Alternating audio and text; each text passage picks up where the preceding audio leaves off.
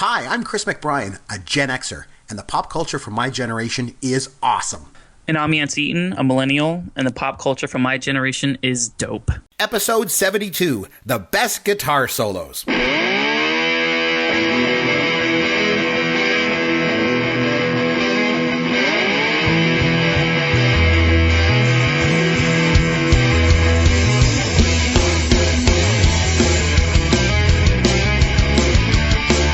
Hey, Chris McBrien here, along with Yancy Eaton, It's Pop Culture World. Yancy, what's new in your world, my friend? What's new in my world? Yes. Not a whole lot. I just finished reading a book by Chuck Klosterman. It's like Fargo. I can't even remember the exact title. I just finished it, which is kind of bad that I don't remember the title. But it's talking all about rock in the 80s and 90s, like the metal scene and bands like Guns N' Roses and Motley Crue and whatnot. It's a really interesting book. It ties in very nicely with what we're going to talk about as far as the show tonight. It's just a lot to process. He's a really weird writer. This is the second book I've written by him, or I've read by him. And I don't know. Do you ever get in like that period where like when you finish reading a book, you're almost like in a haze. You're just trying to process everything that you read, and there's almost like a certain mourning to it where you're sad that you'll never be able to experience that book fresh for the first time. To come in at it new, but you're also like really proud of the fact that you did finish a book. Like, do you experience that, or is that something that's? Oh yeah, I'm currently experiencing a bit of an uphill climb because I'm reading Lord of the Rings to my son. So every night at bedtime, we go and read a bit more in Lord of the Rings, and we're getting close to finishing Fellowship of the Ring. And I just remember from when I was a teenager, when I read those originally, I just remember the Two Towers being like a massive uphill climb reading that book. Like, it was really difficult. So so I'm going to be taking on that soon. But a couple other things are going on that I just wanted to mention, if I may. Yeah, sure. As you know, I normally don't work on Saturdays, right? So for those that don't know, like in my spare time, I'm a professor at a college, right? So I normally don't work Saturdays, but this past Saturday I had to work because we had an open house at the college. Because in addition to teaching in the program, I'm also the program coordinator. So I had to go in, we had an open house to this. So anyway, long story short, my wife says, you had and then we had to go for a bit of a trip. My wife and I and the kids, we went for a long drive and came back. So we get home on Saturday night and it's been a long day. I had to work. I had to do a lot of driving. So she says, you know what? Anything you want, we can watch whatever you want. We'll do something. We'll put the kids to bed and we'll watch whatever you want. So I made her watch an episode from season 3 of The Love Boat. Because of course you did. Anything at all. What am I going to watch? We're watching The Love Boat. So, I mean, I'm just oh my God. And on Tuesday night that's coming up, another big thing is going on. I'm going to see Ed Asner in a play. So I'm really, really excited about this. It's a one-man show that he's doing, and he's making one appearance in all of Canada. It is at my college in the theater. So I'm going to see him on Tuesday. So I'm very excited. Really, really, really good seats. So do you know who Ed Asner is? I do. To be honest with you, I thought he had died several years ago. Oh man, I sure hope not, or else my tickets are going to, I'm going to have good seats for He nothing. was on Mary Tyler Moore, right? Yes, he was Lou Grant on Mary Tyler Moore. As a millennial, you might know him better as the voice work when in the movie Up. He was like the old man. Ah, okay. But yeah, he was Lou Grant. So I'm really looking forward to this one-man show. But anyway, so that's about all that's going on. Now, this week, I think you should be pretty excited because I know that you're, as much as, you love movies and TV shows, and obviously we do this every week, but music has a special place in your heart. Does it not, Yancy? Music, outside of like the stereotypical answer of like friends and family, like music is literally probably the most important thing in my life. I know that's really, really cheesy, but I've always been super like hypersensitive to music. I played all through middle, high school, college, and I played in rock bands and in jazz bands and orchestras and symphonies, and I competed individually and with groups and indoor and outdoor and marching band. Like music's always been just at the absolute forefront of my life. My entire family was in band at one point because we went to a small school. They had a middle school and a high school, and if you were good enough, they would let some of the middle schoolers perform with the high school marching band. So for 1 year, all of my siblings, my little sister, myself, my brother, and my sister, we were drum captain, guard captain, the drum major, and my brother played in the drum line with me, all 4 of us on the field at the same time, along with 2 cousins. So music's just, I don't know, like I get emotional talking about it, and I know this is like super cheeseball of me, but I literally listen to music every single day. I have a set of wireless, Bluetooth headphones. It's the one thing where I don't care if it makes me late to work. If I forget my headphones, I will go back for them. If I leave them at work, I'll go back for them. Anything like that. It's just music's just incredibly important to me. I know you play an instrument as well. Oh, so. yeah. And now you play. Now, you were always more of a percussionist. Is that correct? Or did you play multiple instruments? What all have you played? I mostly play percussion. I can play keyboard instruments. Actually, my best instrument's the marimba, which is kind of like a dorky thing to me. It's basically like a gigantic wooden xylophone. But same theory. I mean, I can play drum set, snare drum, like you'd. I used to be really good. Obviously, I haven't played in years, but very cool. Yeah, mostly percussion instruments and keyboard instruments. But I mean, I can play a little bit of baritone and stuff like that. But so this nothing. This week will be interesting. Like you never played guitar though, right? I tried playing guitar. My grandfather actually bought me an acoustic guitar, but I play backwards. I play like the weird, like inverted kind of thing. So it was almost impossible for me to learn by watching. Like left-handed, you mean? You play like Jimi Hendrix left-handed? Exactly. Thank you. Yes. So you do know. Okay. Just like Hendrix. Yeah. Oh, cool. So I started trying to play it, and I'm one of those people where it takes me a little longer at first to learn something, and then once I do pick it up, I kind of become obsessed with it, and it takes over my entire life, kind of thing. But I eventually did give up playing the guitar. I could play a couple of tunes. Of course, I could play Smoke on the Water or something by. Oh yes, the three notes, in the key of G. Make sure you remember that. Yeah. I play guitar as well, and I played guitar my whole life. I was in a band, for years. And so this week we decided what we would do is we're going to run down our top 5 list of our favorite guitar solos of all time. So are you ready to get started? I'm ready. Let's make the distinction really quickly. We're not saying that this is the most famous or the greatest. This is our favorites. Our favorites. And I know it is important that we articulate that because there's going to be a lot of songs that would deserve to be on the pantheon of like the greatest guitar songs of all time. These are our personal favorites. So just keep that caveat in mind. Okay, let's go. The Fish That Saved Pittsburgh. My parents watched this with me, and they hated it, like a lot of movies that I've already mentioned on this show. Breakin' 2, Electric Boogaloo. Man, Eddie Murphy did some of the best impressions I've ever heard. Shabadoo and Boogaloo Shrimp. Chris. I've rewatched it as an adult. I still like it. This brassiere is killing me, and this garter belt is riding up my ass. Oh, my. What could possibly go wrong? My parents pieced out like halfway through it. I'm good, thanks. Yep, we're good. So as Yancy mentioned just before our little drop right there, yes, this week we're doing our top 5 favorite guitar solos. But the important thing to remember is these are our personal favorites. And I think it's important to make that distinction, as Yancy said, because for me, some people call me, textbook or say like I always have the chalk answers, not this week. Trust me, because there's obviously all those famous songs like you mentioned. There's the ones that everyone expects, like like Comfortably Numb and the Star Spangled Banner by Jimi Hendrix and Eruption and all that kind of stuff. But this week I'm coming at a different tact. I'm taking a different attack. These are ones that me personally, and each one has a very special meaning to me, because I just love these guitar solos and they've always stood out as my favorites. And you're going to go the same way. So let's start with you, Yancy. We'll start with number 5, work our way up to number 1. You kick us off. Your number 5 favorite guitar solo of all time. What is it and why? Go. Okay. So also another quick caveat, and I know I'm super annoying about this, but this is one of the shows I think where we're going to see like a huge skewing towards songs of your generation, Chris, simply because I think there is there's not a lot of guitar music anymore, is there? Not even just guitar music. It's a lot of electronic music that's like supplanted that. But the guitar solo as a whole, I think is kind of like a time capsuled lost art. It was a huge thing, in the 60s and the 70s and the 80s. And then it slowly started dying like towards the end of the 80s into the 90s. You still had bands, like I said, like, like Guns N' Roses and stuff that were famous for their guitar solos. But with like the alternative rock. Yeah, once alternative came in, it kind of went away. It was almost deemed as like corny, as like showy, and like it was just I don't know. It became like verbose for you to have like extensive guitar solos. So a lot of what you would see is just really cool riffs, or like the chorus just has like really intricate power chords, like a really catchy rhythm, but you would not see just a full on guitar solo. So as such, like that's kind of like a thing that we don't see anymore. But I just felt like getting that out of my way. It's not like I don't listen to music from today, obviously, but the guitar solo, sadly, is kind of like gone by the wayside, and I miss them. I love guitar solos. I agree. Good points. Okay, so number 5, what do you got? Yes, sorry. No worries. Bring it back in.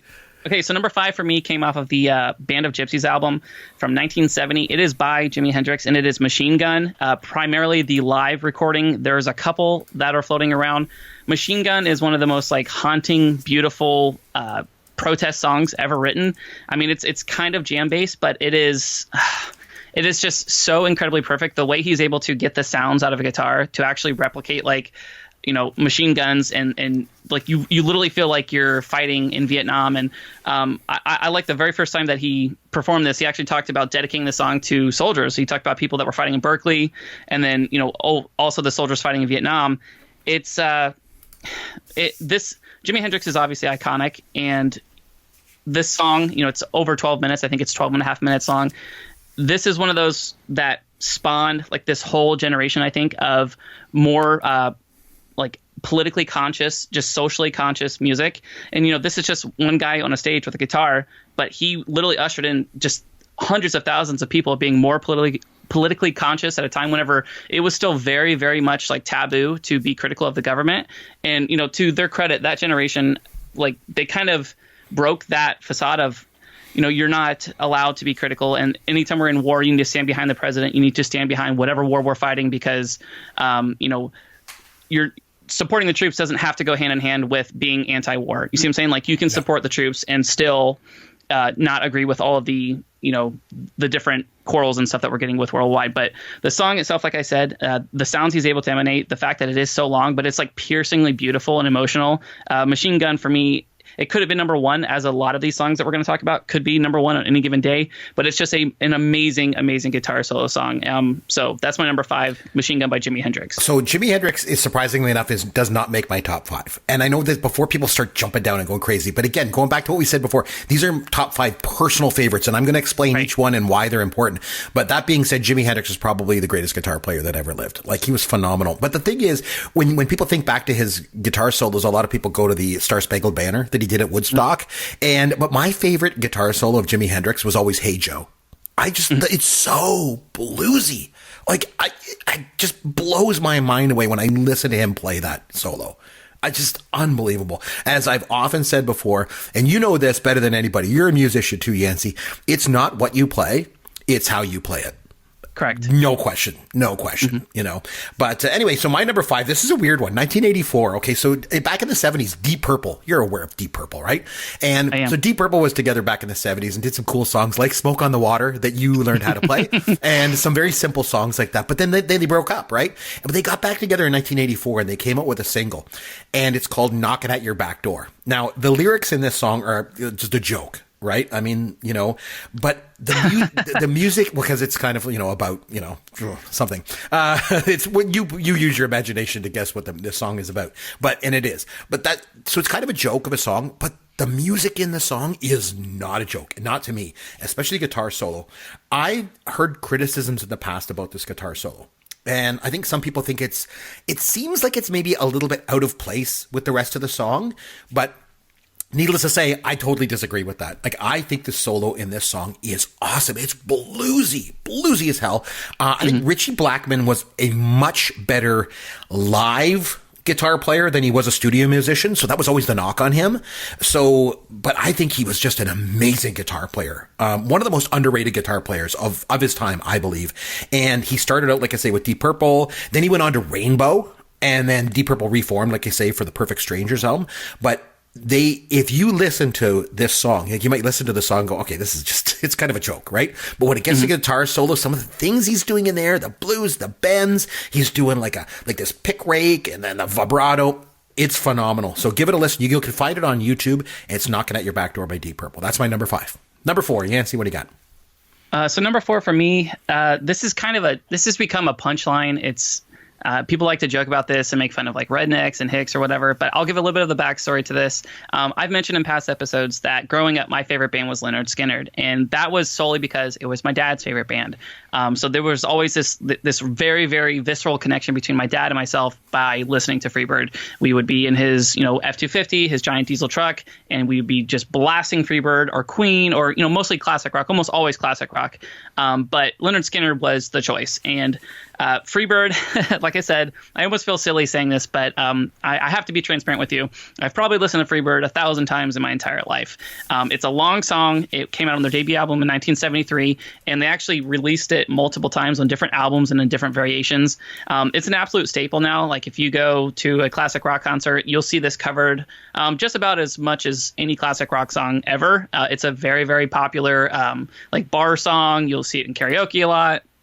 It's just from a technical standpoint, I wouldn't say it is one of the most difficult. It's very repetitive. The stanzas, like, lots of triplets, lots of, eighth notes, 16th notes. As it progresses, it just keeps building and building and building and building. And once you think it's actually done, it just keeps pushing and pushing and pushing and driving. There's just a lot of backstory that's attached to it. There's just a lot of just really strong, like, poignant memories that I have with my dad and, like, my family listening to this song. And we just thought it was so cool. We thought that this was the apex of what it meant to be a rock star, to be a musician, to be able to play the guitar. Like, this was it. This was our absolute Mount Rushmore, our gold standard for, just guitar work. And I still think it's a cool song. Like I said, it's been maligned a little bit just by the general public, and so be it. I got the chance to see Lynyrd Skynyrd, or what was left of Lynyrd Skynyrd, maybe in, I think, 2008 or 2009. I lived in Gainesville for a little bit, and they're from the South, they're from Florida, and they performed there for at the University of Florida. And even still, with them not having Ronnie Van Zant, with them not having Alan Collins and several of the founding members, they still put on a fantastic show. They did play Freebird, but it was a much shorter version, and it was still, Chris, like, a really, really powerful song. And like I said, I'm self-aware enough to know of, like, the stigma that's attached to Freebird, or, play Freebird. Like, I've heard that at every concert I've ever been to. It's just like a running joke, but I personally adore it. I think it's a fantastic song. I'm going to play it, until I die. And like I said, I'll always have that connection with my family just because of this song. So that's my number 4 is Freebird by Lynyrd Skynyrd. Very cool. I figured you'd bust it out because you have mentioned in the past how much you like that. You like Lynyrd Skynyrd, that song in particular, and the connection that you have with your dad, because he really got you interested in that, in that band and that song and stuff like that. But it's a great guitar solo. And then the outro, and some of it's very simple, but Gary Rossington and Alan Collins, man, they kill it in that song. And it makes the top 10, list of probably everybody's guitar solos for a reason. You know what I mean? And so there's a reason why it's the chalk pick. You know what I mean? Because it's good. Yep. It's phenomenal. It's got everything. It's southern rock, country's in there. It's great. I think that's a good one.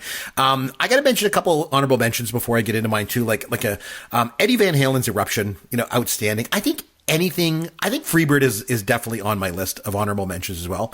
And anything by Randy Rhoads. Randy Rhoads was so good. Man, oh man, was he a good guitar player with Ozzy. But, okay, my number 4, this one's a little bit of a cheat, I'll say, because it's not just a guitar solo within a song. The whole song is a guitar solo. It's an instrumental. And it's The Cliffs of Dover by Eric Johnson. Eric Johnson, yeah. Eric Johnson had been doing the rounds for years. He'd been doing live shows and stuff, and he got quite a following, right? And then he put out 2 albums. They didn't really do very much, and then in 1990, he came out with Avia Musicom, and it had 2 really good instrumentals on it. One was Righteous, when it was, and the other one was Cliffs of Dover. And I believe it's one of the best, if not the best, guitar instrumental of all time. Like, it's just melodious, it's clean and sharp. It gets one of the catchiest instrumentals of all time. And Yancy, you millennials know it from best from Guitar Hero 3, I believe. But, I didn't want to say it, but yes, that was probably my first introduction to the song. Very cool. It's awesome. It is good awesome. Though, right? Like, it starts out with this crazy sustained note, and then it just goes into this, like, he goes into this freestyle guitar playing. It's all over the place. It's not even in proper time signature. And then after he's done riffing for a whole bunch, doing a bunch of scales and everything, then he settles into a groove and kicks it into more traditional, like 4/4 time and just really common signature, and it just kicks butt. Man, Cliffs of Dover, my number 4. What do you got for number 3? Real quick, let me interject. Did you mention at the show, or maybe I just wasn't paying attention, but you did let them know that you do play guitar, correct? Yes, I do. Yeah, I'm a guitar player. But did you let them know this? Yeah, I did. I think I mentioned it at the top of the show. Yeah, I play guitar years. I was in a band for a long time. And one of the cool things that we used to do in my band was, back when I was in high school, we would switch instruments for each set. So we'd come out, we would do a set. I would play guitar. And it was a trio. Guitarist, we had a bass player who also played keyboards, and a guy on drums. The next set, we'd all switch instruments. I'd jump on the drums, the next guy would go here, and then the third set that we would do, I'd go on keyboards and bass. So, yeah. I knew this. You've told me this before. I just wanted to make sure that we got that out there into the ether, so that the audience kind of knew, like, where you were coming from as far as a background. So from a musician's, like, technical prowess, like, you're coming with some guns to the gun show is basically what I'm saying. Like, Chris can play several instruments, and that's pretty impressive. Yep. Yeah. No, I've always been very musical, but the guitar is my main instrument. Yep. Cool. All right. Is it on to me? Yeah, number 3 to you. What have you got? All right, number 3 for me is from a weird band that has they endured some lineup changes, some name changes, just lots of weird stuff, but always been one of the most out there bands, one of the most creative, weird, just really enjoyable and completely original bands. The song that I want to do is obviously it's a guitar solo, but it's more of, like you said, the entire song is basically kind of like Cliffs of Dover. The entire song is basically a a solo, and it's Maggot Brain by Funkadelic. Funkadelic is one of my, I don't want to say guilty pleasures because there's no shame in it because they're freaking awesome. Funkadelic, they came out with Maggot Brain. It was their third studio album. It was released in July of 1971. The entire song, it starts out with just like some really weird, kind of cryptic, ambiguous, just a couple lines of dialogue where he basically says, Mother Earth is pregnant for the third time. And it's because y'all knocked her up. And it just proceeds to this really, really long, just beautiful, just like piercingly bluesy guitar solo that lasts for exactly 10 minutes and 23 seconds, which I think is kind of interesting because my first niece's birthday is October 23rd. It's just kind of something that when I first realized that, I don't know if you've noticed this, Chris. I like to make really personal connections to things that have absolutely nothing to me. They have nothing to do with me whatsoever. That's kind of how I do this. I like to tie things to like family and memories and stuff. But sure. Maggot Brain it's just I don't want to say political song. It doesn't really address anything in particular. Like a lot of their songs and a lot of their themes, it is completely out there. And you would see that a lot with a lot of the funk and a lot of psychedelic rock that you'd see there. During that time period, a lot of things are left up for interpretation, and it may have made sense to the writers and the band at the time, but even to them, like if you listen to like some interviews that he's done before, like he literally talks about like most of his songs don't really have a meaning. It's up, like once he puts them out there, it's up for the audience to kind of decide and distort it and make it mean what it wants to. But from a sheer just absolute shredding factor, like this is one of the songs that you want to see. This is the type of guitar solo that would win a Guitar Center competition kind of thing. Just all out there, all over the place. He has tons of range up and down it. I mean, he's not relying on any type of like your normal like crutches for transitions that you would see a lot of times with guitar soloists, like slides or just mashing of the like power chords and stuff. Like I wish I could articulate it better, but it is the entire album. Actually, Maggot Brain is probably one of the greatest psychedelic rock albums of all time. I would put it on the Mount Rushmore. I mean, it's up there with the best of the best. End to end, it is just an absolutely just wonderful, wonderful piece of music, and the guitar work. A lot of their other stuff was very, very funkish, and they weren't as guitar heavy. But it's kind of like Prince, where you don't realize just how talented they are and how much they're capable of doing with their instrument until you see a song like this. And that's why I love Maggot Brain, is it really highlighted like who they were as a band, and just, man, it was just incredible. So like if you guys get a chance, listen to Maggot Brain, the album in its entirety, but at least give the entire song a chance. Don't just listen to the featured parts of the solo. Give the entire track a listen from top to end, and I promise you'll fall completely in love with it. So Maggot Brain by Funkadelic is my number 3. There you go, George Clinton, right? Oh man, he was awesome, and he kind of had a rebirth in the '90s with like getting sampled on like Snoop and Tupac and Ice Cube and guys like that. Oh yeah, he's great. Yep, okay, sure. My number 3 is very, very personal. This is a song that I can pretty much guarantee nobody has ever heard of before. But I think if you go and listen to it, you might know what I'm talking about. So I'm going to go back to 1994, okay? At the time, I was absolutely obsessed with Conan O'Brien because he was like the new late night talk show host. He just took over for David Letterman, right? And I would watch his show every single night. And normally when I got a confession to make. Normally when I watch those kind of shows, the late night shows, I tend to zone out a bit when the musical guest comes on. Sometimes I even turn the channel because sometimes I don't like them, right? But anyway, back in 1994, I remember I was watching Late Night with Conan O'Brien and the musical guest was announced. And I was about to change the channel because I'd never heard of this person. I didn't know who he was. Then he comes out on stage and he's this big 300-pound guy with shades and a toque. He looks like a gangster. Right? I had no idea what to expect from this guy. And then he started playing the guitar. And I was absolutely blown away. His name was Papa Chubby. And I don't know what it is about me picking these artists with, innuendos in their names, this and, the Deep Purple song. But anyway, that's neither here nor there. He did a song and it was called Sweet Goddess of Love and Beer. Crazy bluesy. Like, I mean, incredible guitar playing. And the whole thing is just made up of bluesy notes and scales and bends. And the guitar solo is one of my favorites of all time. So Yancy, when you get a chance, and anyone else listening, that you're like, Sweet Goddess of Love and Beer by Papa Chubby. What the hell is that? Go look it up on YouTube and look up Papa Chubby. Watch him playing this song. Now, just be careful, Yancy, because if you go to Google, I think, and if you type in Papa Chubby, you might find something else entirely. Oh, my, my, my. So be careful. But if you look it up on YouTube, it is unbelievably bluesy. And like the guitar playing is off the charts. So good. Goes back to what I said before. It's not what you play, it's how you play it. For me, guitar solos don't have to be a million miles an hour. They don't have to be eruption with two-hand tapping and just notes flying at you a million miles an hour. They've got to come from somewhere. And this song blows me away. It's my number 3. So, number 2. What do you got? That is one of the more obscure picks you've ever brought to the show. It is weird, yeah.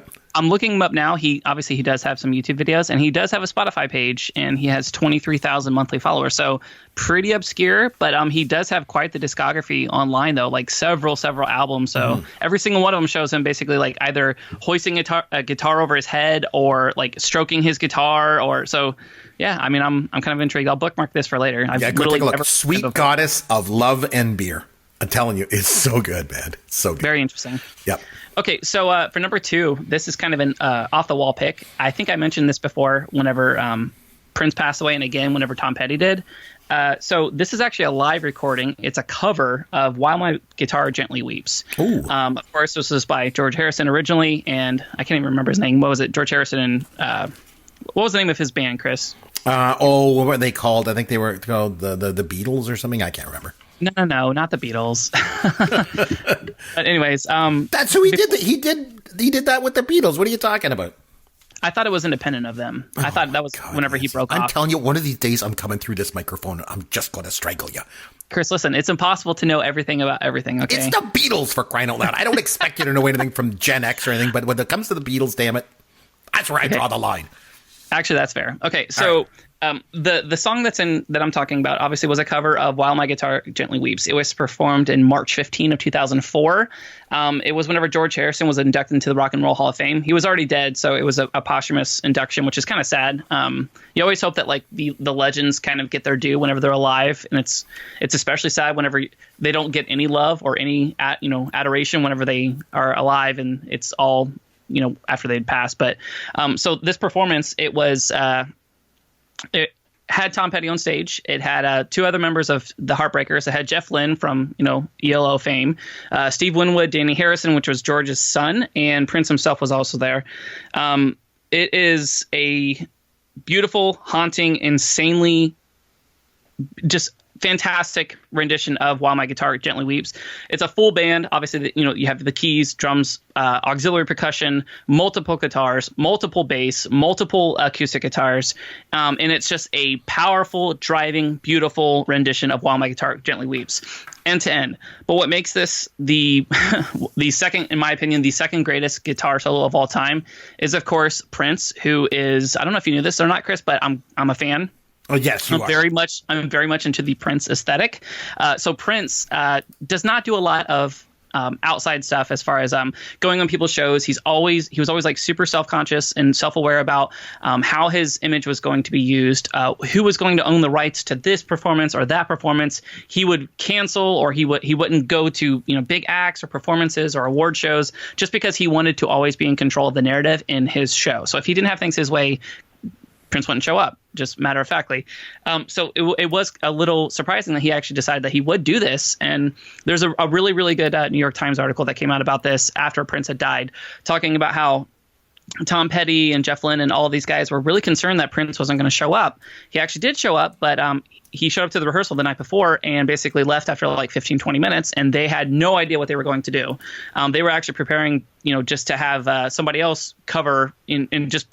They're going to prepare as if Prince was not going to be there. Of course, he does show up, and he's wearing like a red little like top hat. He's wearing like, just a really nice like black suit, with like the red, trimmed in red, and he absolutely shreds it like nobody's business. I mean, from top to bottom, it covered every single micro inch of his guitar. I mean, the most perfect. I don't know if you've listened to it, Chris. I wish we could link it in the show somehow and just have them and just play it out for everybody to listen to this. But what he was able to do with this, I feel like the best covers in the world are songs where they take something that is the more famous a song is, the more difficult it is to cover it, right? Because there's an expectation that comes with a song. People want to hear a song the way that it is performed, the way that they've heard on the album, especially like a super popular song like that. They want to hear the way that they know it. So it's especially challenging to make something that is original, that is an homage to the original, but you're also bringing something new to the table. And Prince does that with this. It is the most beautiful, just technically sound guitar solo. He has so much control and such speed and just precision with every single note that he strikes. There's even a little bit of showmanship in the solo as well. Like halfway through it, as he's just making his guitar absolutely weep, which is kind of the point for this song. He does the whole where he leans back and he acts like he's going to fall, and then like a stagehand basically like catches him by, and pushes him back up on the stage while he's still playing.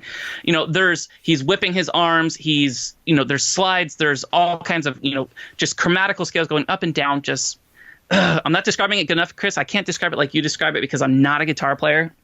But top to bottom, it's just such an amazing cover. I cannot stress this enough. I wanted to make it my number one, but I felt like that was a little dishonest doing a cover with like, a dozen of like the most, noteworthy musicians of the time. But it is absolutely incredible. I'm rambling, but please give it a listen if you guys haven't. It's While My Guitar Gently Weeps. It is the live version with Prince, Tom Petty, Steve Winwood, and Jeff Lynne from the Rock and Roll Induction Ceremony. Man, those are like some serious guitar, heavyweights doing that. So I definitely have to check that out. About it, Chris. I've listened to it over and over and over. I cannot stress this enough. I'm like really excited about this. I want you guys to listen to it. Oh, for sure. Now, on a previous show, I had mentioned that my wife took me to go. She said to me one time, what concert do you want to go see? Who would you like to go see? And I said, I want to go see Rick Emmett. So she took me to go see Rick Emmett not that long ago. And just going back to what I said before, it's not what you play, it's how you play it. This really, really kind of punched up for me, because when we went to see Rick Emmett, he's now got a new band. They're called Resolution 9. And so there's him and his guitar player. He's got another guitar player with him. And the guy's name was, I believe it was Dave Dunlop, if I remember correctly. Anyway, they both come out on stage and they're doing a Triumph song called Somebody's Out There. And it's an easy 7 notes, so na na na na na na na, very, very easy.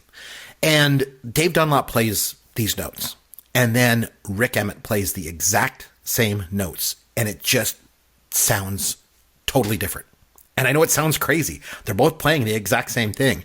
But when Rick Emmett plays it, you just get a chill. Like there's something about him. He's so good. But anyway, I'm going to go back in time to 1984. Back when I was 14 years old, and the very first concert that I ever went to was Triumph. And so I went there. I went to see Triumph. They were doing their Thunder 7 tour, and they had Helix open up for them. So it was like these two Canadian bands. But anyway, I'm in the middle of watching Triumph, and I'm just like blown away. I loved them when I was a teenager. I thought they were great. And in the middle of their set, they start doing Rock and Roll Machine. Okay, and it's a song that they came out with. It was from their second album back in like 1977. And they start playing Rock and Roll Machine.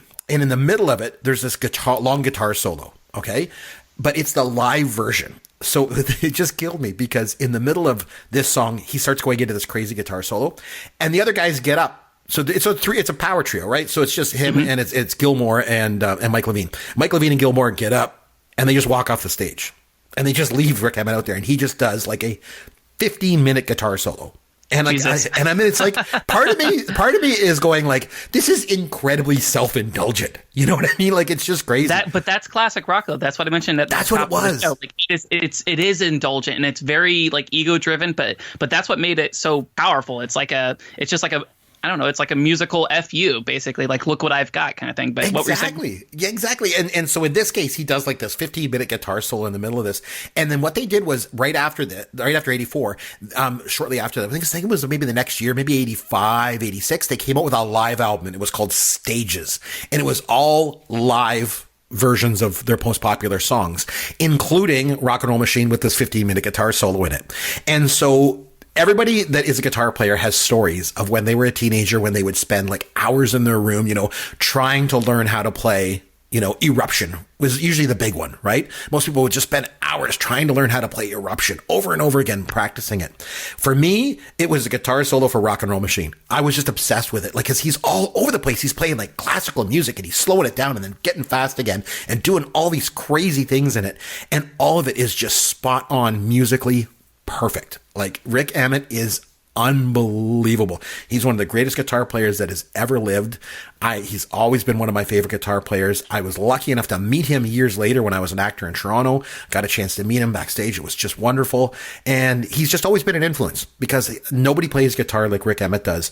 But it's this 15-minute guitar solo in Rock and Roll Machine, I tell you, that makes my number 2 on my list. So on to your number 1. What do you got? Just as a quick aside, so yes. you mentioned Emmett.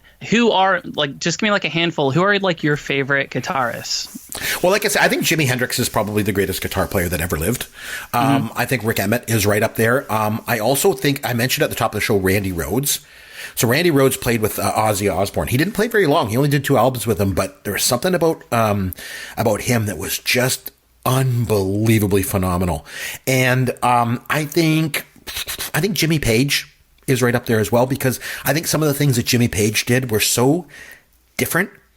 You know, like he didn't do things the way you're supposed to do it. Like his normal, it felt like at times in some of Zeppelin's songs, the band was going one way and he was going another way. Mm-hmm. Even with his time signature didn't seem to be on. He was on the offbeat and stuff. He was outstanding. Chris, outstanding. The song Kashmir is literally 2 different time signatures between like the rhythm section and the guitarist. Perfect example. Yeah. Kashmir is one that stands out for that. And so he was incredible. But I would say probably right at the top, you know, I'd say, and Eddie Van Halen. The other thing with Eddie Van Halen is I've never seen anybody play a guitar and make it look so effortless in my life as Eddie Van Halen. Mm-hmm. Eddie Van Halen just looks like he's not even trying. And it just flows out of him. Like it's incredible to watch him. And so those would be some of my best ones of all time. But Rick Emmett is real close. I like it. So before I get to my number 1, I'm going to rattle off some honorable mentions very quickly. Sure. Just for if people are listening, this can kind of point you in the right direction and give you some really, really good guitar music songs. I know I've been rambling a lot tonight, but I'm just going to it's a little long, but I'm just going to list them off very, very quickly, Chris. If you want to jump in afterwards and list yours, you can do as well. But so honorable mentions, we mentioned this on the last show. Sultans of Swing by Dire Straits, Essential. Floods by Pantera, like 75% of the songs by Van Halen. I know you just mentioned it, but Eruption is absolutely incredible. Hot for Teacher is absolutely incredible. Eddie Van Halen's really, really good. I know it's a chalk pick to say that, but it's for a reason. Eddie Van Halen is fantastic. Let It Rain and Crossroads by Eric Clapton. Stairway to Heaven by Led Zeppelin. Actually, most Led Zeppelin songs, to be honest with you. Bat Out of Hell by Meatloaf. I know it's a little corny now looking back, but I really love Meatloaf. And I don't care. Mastodon, The Czar, and Oblivion. Mastodon is one of my favorite bands, Chris. I know you're probably not familiar with them. They're a newer hard rock band, but they're absolutely fantastic. One by Metallica, In Your Face by Children of Bodom, CAFO by Animals as Leaders. That's a newer song. System of a Down, Lonely Day, absolutely fantastic. Anything by St. Vincent, Little Red Corvette by Prince, Let's Go Crazy by Prince, Now I'm Here and Fat Bottom Girls, and also We Will Rock You by Queen. Brian May not getting any love on the show, and he needs to because he's absolutely fantastic. Yes, he is. Sick Sad Little World by Incubus, Paranoid Android by OK Computer. I think that's it. I gave you enough. I literally have like 2 whole pages of honorable mentions.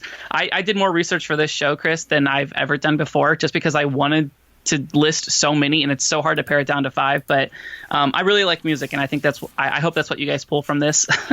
My number 1 though is it's an easy chalk pick. You guys should have known this going into it. It's going to be Purple Rain for me.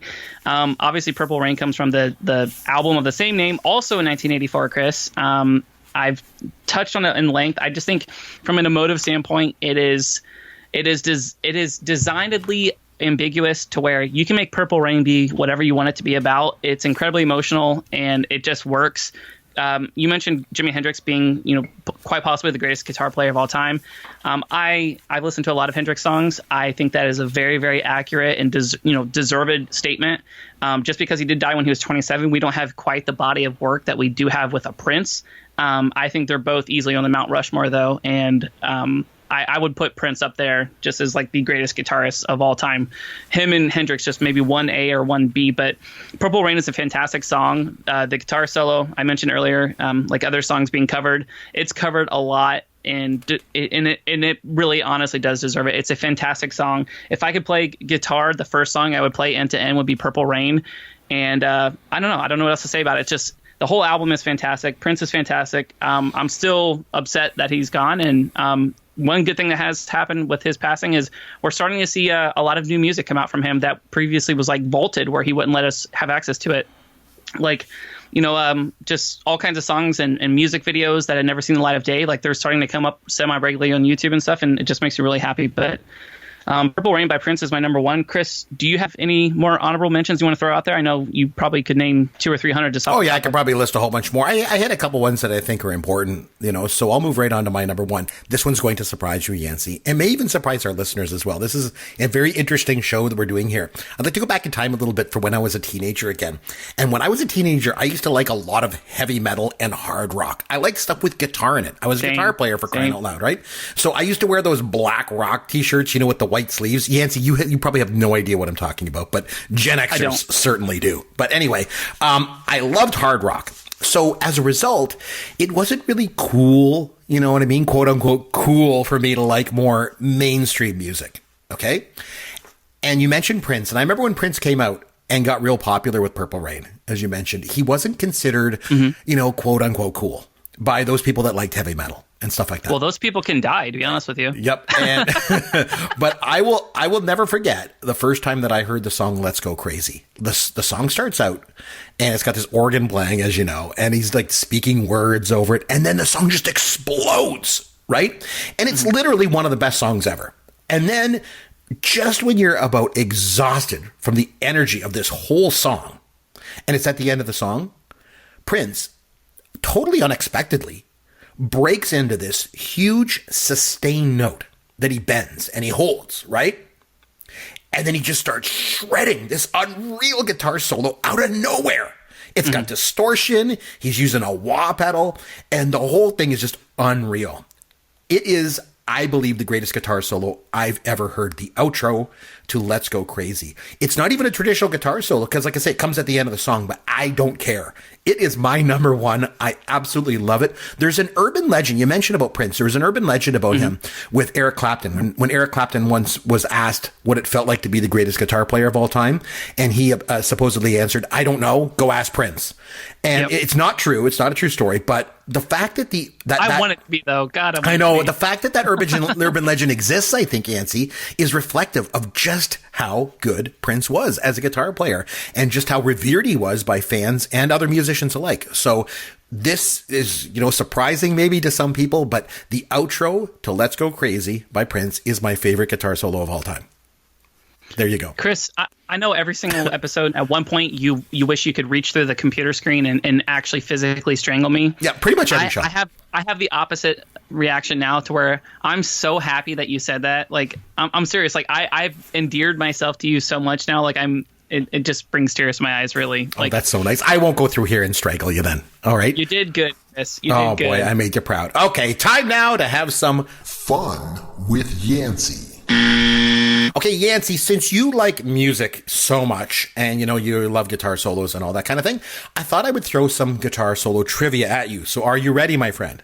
I'm ready. Let's do it. Okay, and we'll go to 2015. I'm going to keep it right in your wheelhouse. Okay, yeah. So in 2015, Rolling Stone magazine comprised their list of the most influential guitar players of all time. Yancy, who's the guitarist that topped their list? I believe it was Prince. It was not. It was Jimi Hendrix, believe it or not. Jimi Hendrix. Oh. Okay. 1982. Fair. Going back in time. 1982. Michael Jackson released obviously one of the most iconic albums of all time with Thriller, right? And one of the many songs on there was Beat It. Yancy, can you name the guitar player that provided the solo for Michael Jackson's Beat It? Was it Tommy? Who the hell's Tommy? Don't worry about it. It was Eddie Van Halen. Was it really Van Halen? Eddie Van Halen, yes. I really should know that, huh? Speaking of Eddie Van Halen, Yancy, he wasn't always a guitar player. You might not know. When he was a boy, he actually played a different instrument altogether and was going to start a band. Yancy, what instrument did Eddie Van Halen originally start out playing? Was it... I mean, I basically have two choices, right? It wasn't the wooden xylophone. That was your instrument. I'm gonna say, well, it's bass guitar, it's drums. I'll say drums. Yes, you are correct. It was drums. And the thing was, he found out that his brother was better at him than playing the drums, so he switched over to guitar. It worked out good for both of them, right? So there you go. Yeah, I think that worked out in the long run. All right, here's one for you. It's a Gen X thing, but you totally know this one. I know that you know. In the movie Back to the Future, Yancy, Which I have not seen. Are you kidding me? Oh, really? Oh, God. I'm going through the microphone again. That lasted about 2 minutes, and I'm ready to go through the microphone again. Oh, that's definitely going to be on the list for you to watch. Back to the Future, Michael J. Fox's character in it, Marty McFly, he gives an unforgettable performance on the guitar to this like bewildered audience from 1955, right? He gets in front of the stage and starts playing this guitar solo. Yancy, I was going to ask if you could name the iconic song that Marty McFly played the memorable guitar solo in, but obviously you don't know because you've never seen it, right? Correct. I have not seen the movie. It's Johnny Be Good. He gets on stage and they're playing Johnny Be Good because it's a popular song at the time, and he just starts shredding this guitar solo, and people are just freaking out because they never heard anything like it before. Okay, I'm going to go with, this is one of my favorite iconic punk rock band. Oh, man. So this punk rock band, kind of punk / rock band, they became very famous in the 70s. And they were known for their incredibly short songs. Their songs averaged about 2 minutes in length because they never played guitar solos in their songs.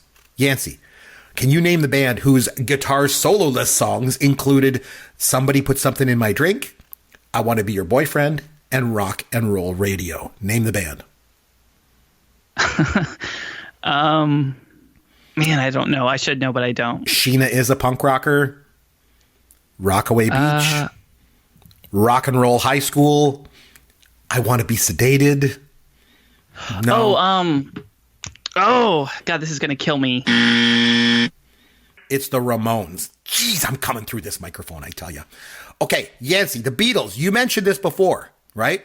God, that was bad. That one hurts. Oh, it should. It hurts me. I'm going to get it for that. I'm bruising on the inside over here. Okay, so Yancy, the Beatles. We mentioned them, right? Greatest band ever. Greatest band ever graced the earth, right? They were all tremendous, tremendous musicians. So on their song, While My Guitar Gently Weeps, which you've already mentioned on the show, George Harrison, believe it or not, did not play lead guitar for the solo. Can you name who did? If it's Ringo, I'm gonna be really upset.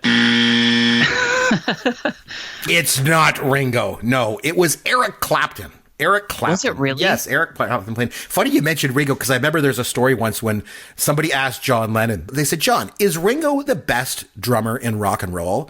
And John Lennon's answer was, he's not the best drummer in the Beatles. Which I thought was always really, really funny. So anyway, hey, listen, if you would like to reach out to us and talk to us, you can find us on Twitter at Yancy Eaton or at C. McBrien. You can always go to or over to our podcast website, popgoesyourworld.com. All of our information is there. Yancy, any closing thoughts on the guitar solo show? I'm like I said, I really appreciate you putting Prince at number one. I love the song. I love the guitar solo. I love that it is at the very end, like you said. It's just an interesting list. I'm gonna have to do some homework. I've never heard of two of the five that you mentioned, but this was a lot of fun, and I hopefully we'll do some more music centric ones like this, just because this is so in my wheelhouse. I could literally do a 3-hour show about this. So thank you. You know what? Really nice suggestion. No problem. And you know what else is in your wheelhouse is watching millennial movies. So it's the time of the show now where you get to nominate a film for me to watch from your generation. And I'm going to come back next week and we're going to talk about that movie. So what movie would you like me to watch? Go. Do you guys see the segue that Chris just dropped? Do you see how polished he is in radio? That's so impressive. It's just smooth, man. You're just so smooth. We're gonna watch a movie. I've recommended a animated kids movie, quote unquote kids movie before, in The Lion King. I'm going to give you another one, which is one of my absolute favorite movies of all time, and it's WALL-E. I think you've seen it. I haven't seen it. Nope. WALL-E is absolutely fantastic, and I'm about 90% sure you're going to completely love this film. So WALL-E. And because I've loved all your movies so far, so I'm sure that'll. But I'm telling you, but this one I know you're gonna like, Chris. Okay, well we'll see. So I mean, it's an animated kids film. Well, I guess we'll have to wait and see. So I will watch WALL-E. We will come back next week. We will review the film, and hopefully I won't go through the microphone and want to strangle you. I only wanted to go through the microphone like 3 times this week. Not bad. It's a record. No, we're endearing ourselves growing. to each other. Yes, we are. We're coming closer. It's so nice. So anyway, on behalf of Yancy Eaton, this is Chris McBrien saying thanks for listening to Pop Goes Your World, the pop culture podcast for the generations. Thank you for listening to the Pop Goes Your World podcast. Continue the conversation on Twitter at @CMcBrien or at Yancy Eaton. Please consider leaving a review for the podcast on iTunes or wherever you download and listen to the show.